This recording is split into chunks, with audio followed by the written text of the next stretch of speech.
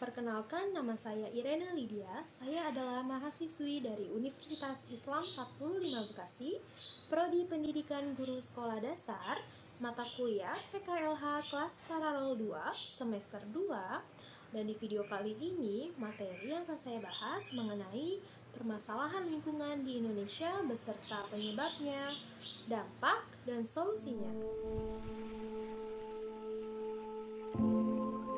Indonesia merupakan negara dengan sumber daya alam yang melimpah, budaya yang luas, serta memiliki berbagai ragam budaya, berupa hakikat, flora, dan fauna lainnya. Namun, jumlah penduduk sekitar 268 juta jiwa, Indonesia tidak luput dari permasalahan, yaitu jumlah kepedulian terhadap lingkungan masyarakat sangatlah kecil.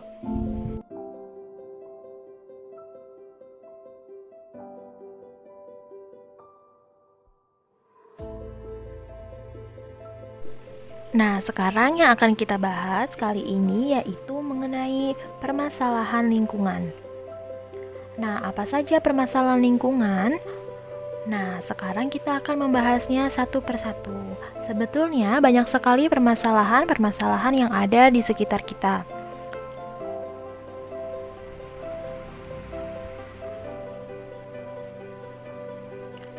Masalah lingkungan yang terjadi adalah akibat dari tingkah laku manusia. Nah, yang paling banyak itu dalam mengeksploitasi alam secara tidak bijaksana. Kenapa manusia berperan penting untuk mengendalikan lingkungan? Karena manusialah yang membuat lingkungan menjadi sehat dan tidak sehat, rusak dan tidak rusak. Dampak masalah lingkungan terhadap makhluk hidup ini sangatlah besar. Salah satunya adalah terganggunya keseimbangan ekosistem yang berimbas pada punahnya makhluk hidup dan terjangkitnya wabah penyakit.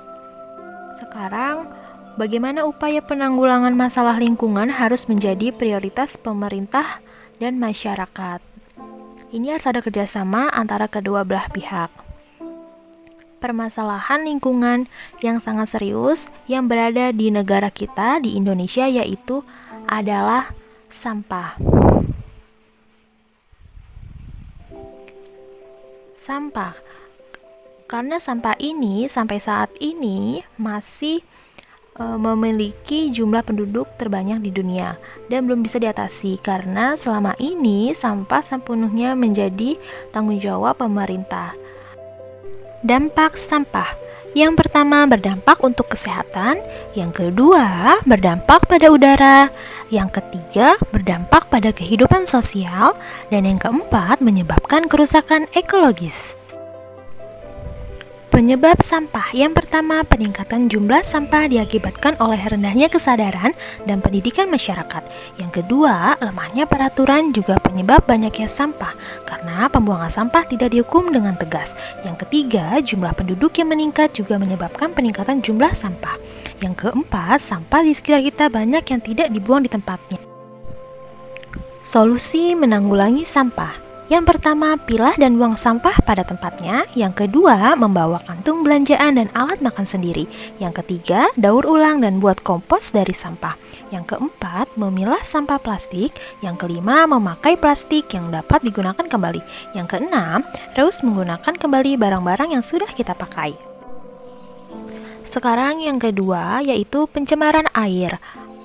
Pencemaran air ini disebabkan oleh pembuangan limbah rumah tangga seperti deterjen, sampah kaleng bekas, bungkus plastik, dan limbah-limbah pabrik. Penyebab pencemaran air.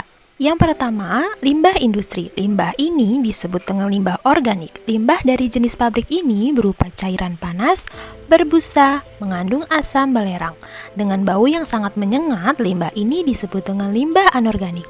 Yang kedua, limbah rumah tangga. Terbagi atas bahan organik, anorganik, dan bahan berbahaya lainnya. Yang ketiga, limbah pertanian. Sektor ini ada faktor penyebab limbah, yakni penggunaan pupuk dan bahan kimia. Dampak pencemaran air. Yang pertama, penurunan kualitas lingkungan. Yang kedua, gangguan kesehatan. Yang ketiga, pemekatan hayati. Yang keempat, mengganggu keindahan wilayah. Dan yang kelima, mempercepat proses kerusakan benda. Solusi pencemaran air. Yang pertama, pembuatan kolam stabilisasi. Di kolam stabilisasi ini, air limbah diolah secara alami. Ini dilakukan untuk menetralisasi zat-zat pencemaran sebelum dialirkan ke sungai. Yang kedua, IPAL, instalasi pengolahan air limbah. Pengolahan air limbah dengan IPAL ini menggunakan alat-alat khusus dan menggunakan 3 tahapan, yakni primary treatment, pengolahan pertama, kedua, secondary treatment, pengolahan kedua, dan third treatment, pengolahan lanjutan.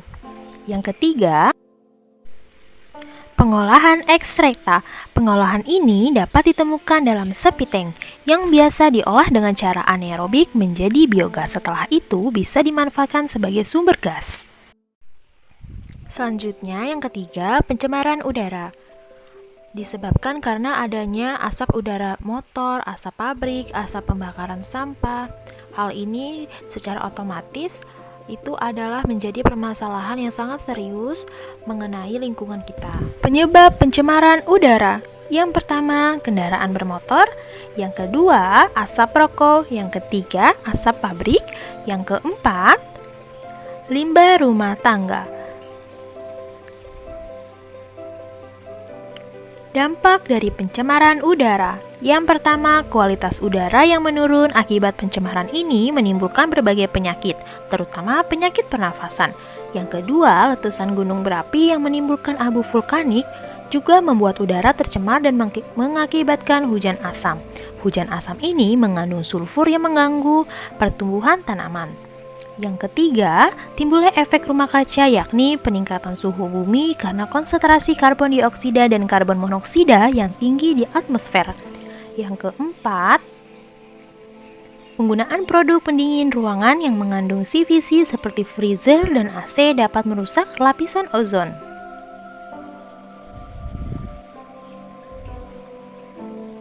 Solusi dari pencemaran udara. Yang pertama, gunakan transportasi umum untuk mengurangi populasi. Yang kedua, hemat energi dengan mengurangi penggunaan elektronik sehingga mengurangi jumlah bahan bakar fosil yang akan dibakar. Yang ketiga, penggunaan energi bersih seperti matahari, angin, dan panas bumi mulai marak dewasa ini. Pemerintah berbagai negara berusaha mengajak warganya menggunakan panel surya untuk menekankan polusi udara. Yang keempat, gunakan perangkat hemat energi sebab lebih sedikit listrik, menurunkan tagihan biaya dan membantu mengurangi polusi.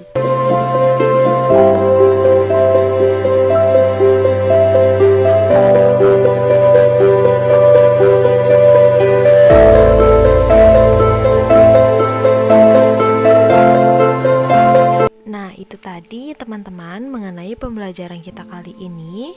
Jangan lupa jaga kesehatan, tetap semangat belajar. Yang tidak kalah pentingnya yaitu jaga lingkungan kita menjadi lingkungan yang bersih dan sehat, dimulai dari diri kita sendiri. Saya akhiri, Assalamualaikum warahmatullahi wabarakatuh.